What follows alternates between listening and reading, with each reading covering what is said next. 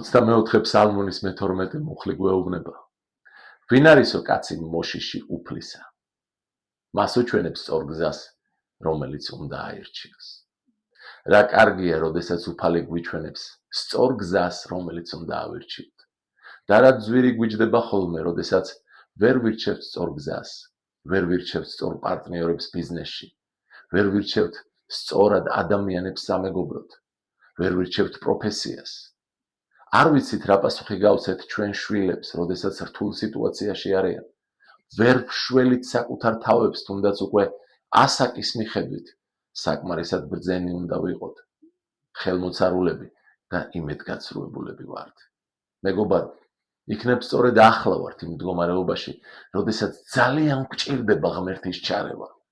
ჩარევა იმისთვის, რომ დაგვანახოს ერთადერთი სწორი გზა, რომელიც მიგვიყვანს წარმატებამდე. ჩვენს ოჯახში, ჩვენ შვილებთან, ჩვენს ბიზნესში, ჩვენს სამსახურში, ჩვენს მსახურებაში.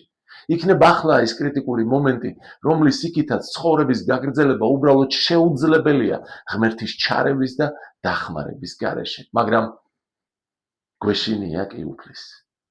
იქნებ ჩვენი მეგობრების, მეზობლების, ნათესავების, მათი აზრების, მათი ქილიკის უფრო გვეშინია ვიდრე ღმერთის სიტყვის.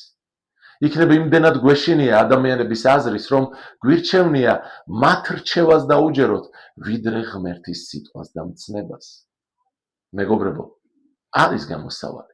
შეგვიძლია მოვინანიოთ.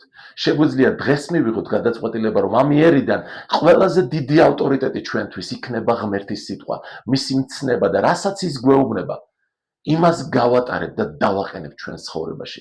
ყველაზე საპატიო, უზენაეს ადგილზე. და ღმერთის მოქმედებაც არ დააყოვნებს.